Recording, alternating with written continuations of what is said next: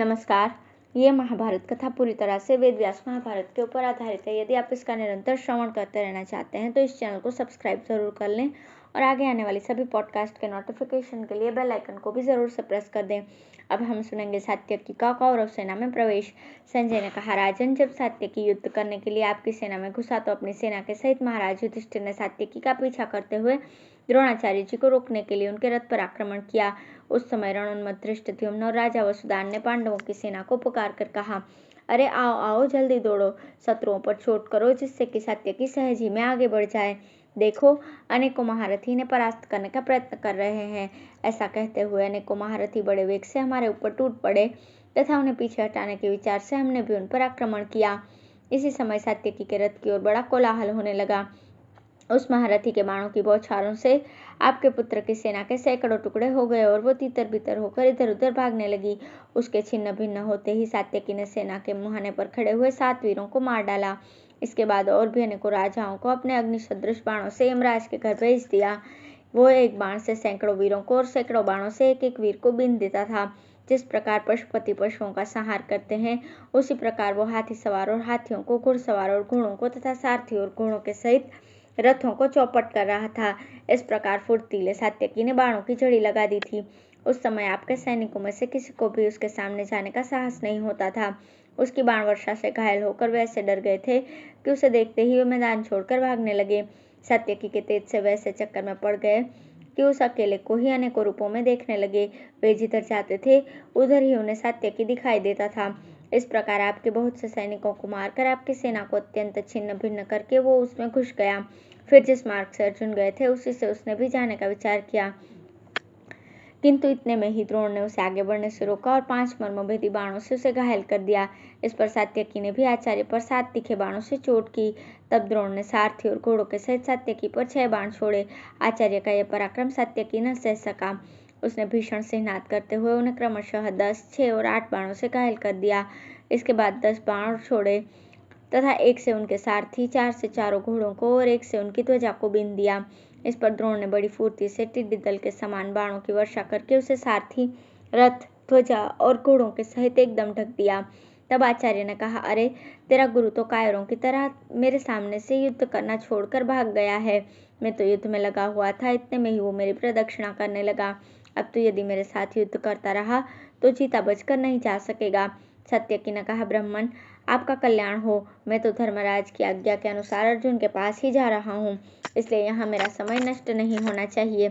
शिष्य लोग तो सदा अपने गुरुओं की मार्ग का ही अनुसरण करते आए हैं, अतः जिस प्रकार मेरे गुरु गए हैं उसी प्रकार मैं भी अभी जाता हूँ। राजन, ऐसा कहकर सात्यकी द्रोणाचार्य जी को छोड़कर तुरंत ही वहां से चल दिया। उसे बढ़ते देखकर आचार्य को बड़ा क्रोध हुआ और वे अनेकों बाण छोड़ते हुए उसके पीछे दौड़े, किंतु सात्यकी पीछे न लौटा। वो अपने पहने बाणों से कर्ण की विशाल वाहिनी को बींधकर कौरवों की अपार सेना में घुस गया। जब सेना इधर उधर भागने लगी और सात्यकी उसके भीतर घुस गया तो उसे कृतवर्मा ने घेर लिया। उसे सामने आया देखकर सात्यकी ने 4 बाणों से उसके चारों घोड़ों को घायल कर दिया और फिर 16 बाणों से उसकी छाती पर वार किया। इस पर कृतवर्मा ने कुपित होकर सात्यकी की छाती में वत्सनंद नाम का एक बाण मारा। वो उसके कवच और शरीर को छेदकर खून में लथपथ होकर पृथ्वी में घुस गया। फिर उसने अनेकों बाणों से सात्यकी के धनुष और बाण भी काट दिए। सात्यकी ने तुरंत ही दूसरा धनुष चढ़ाया और उससे सहस्रों बाण छोड़कर कृतवर्मा और उसके रथ को बिल्कुल ढक दिया। फिर एक भल्ले से उसके सारथी का भी सिर उड़ा दिया। सारथी न रहने से घोड़े भाग उठे। इससे कृतवर्मा भी घबराहट में पड़ गया, किंतु थोड़ी ही देर में सावधान होकर उसने स्वयं ही घोड़ों की बागडोर संभाल ली और निर्भयतापूर्वक शत्रुओं को संतप्त करने लगा। इतने में ही सात्यकी कृतवर्मा की सेना से निकलकर काम्बोज सेना की ओर बढ़ गया। वहां भी अनेकों वीरों ने उसे आगे बढ़ने से रोका। अब है कौरव सेना के पराभव के विषय में राजा धृतराष्ट्र और संजय का संवाद तथा कृतवर्मा के पराक्रम का वर्णन। राजा धृतराष्ट्र ने कहा, संजय, हमारी सेना अनेक प्रकार के गुणों से संपन्न और सुव्यवस्थित है। उसकी व्यूहरचना भी विधिवत की जाती है। हम सर्वदा उसकी अच्छी तरह से सत्कार करते हैं तथा उसका भी हमारे प्रति बड़ा अच्छा भाव है। उसमें कोई भी अधिक बूढ़ा या बालक, अधिक दुबला या मोटा अथवा बौना पुरुष भी नहीं है। सभी सबल और स्वस्थ शरीर वाले हैं। हमने किसी को भी फुसलाकर, उपकार करके अथवा संबंध के कारण भर्ती नहीं किया। इनमें ऐसा कोई भी नहीं है जो बिना बुलाए अथवा बेगार में पकड़ कर लाया गया हो। हमने अनेकों महारथी योद्धाओं को चुनकर ही भर्ती किया है तथा उनमें से किन्हीं को यथायोग्य वेतन देकर, किन्हीं को प्रिय भाषण करके संतुष्ट किया है।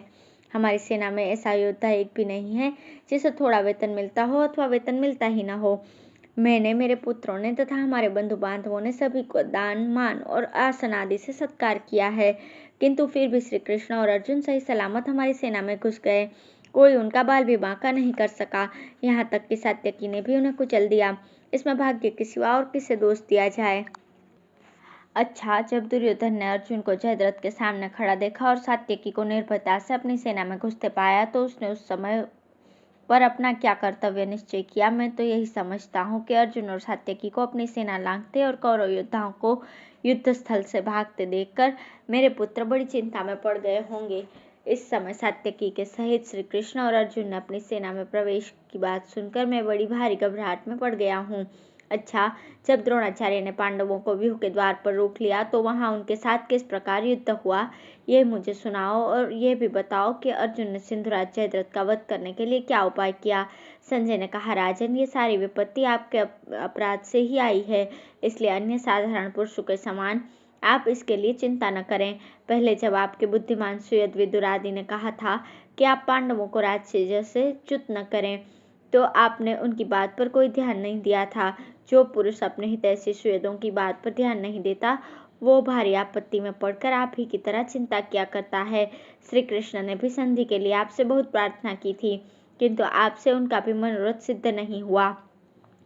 इससे आपकी गुणहीनता, पुत्रों के प्रति पक्षपात, धर्म पर अविश्वास, पांडवों के प्रति मत्सर और कुटिल भाव जानकर आपके मुख से बहुत सी बेबसी की बातें सुनकर सर्वलोकेश्वर श्री कृष्ण ने कौरव पांडवों में ये बड़ा भारी युद्ध खड़ा किया है। यह भीषण संहार आपके ही अपराध से हो रहा है। मुझे तो आगे पीछे या मध्य में भी आपका कोई पुण्य कृत्य दिखाई नहीं देता। मेरे विचार से तो इस पराजय की जड़ आप ही हैं। अतएव आप सावधान होकर जिस प्रकार ये भीषण संग्राम हुआ था वो सुनिए। जब सत्य पराक्रमी सात्यकी अपनी सेना में घुस गया तो भीम आदि पांडव, वीर और भी आपके सैनिकों पर टूट पड़े। उन्हें बड़े क्रोध से धावा करते देख महारथी कृतवर्मा ने अकेले ही आगे बढ़ने से उन्हें रोक दिया। इससे हमने कृतवर्मा का बड़ा ही अद्भुत पराक्रम देखा।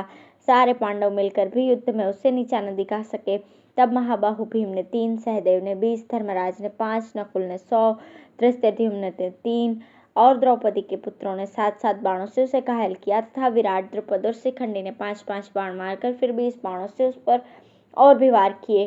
कृतवर्मा ने उन सभी वीरों को 5-5 बाणों से बींधकर भीम पर 7 बाण छोड़े तथा उनके धनुष और ध्वजा को काटकर रथ से नीचे गिरा दिया। इसके बाद उसने क्रोध में भरकर बड़ी तेजी से 70 बाणों द्वारा उसकी छाती पर फिर से चोट की।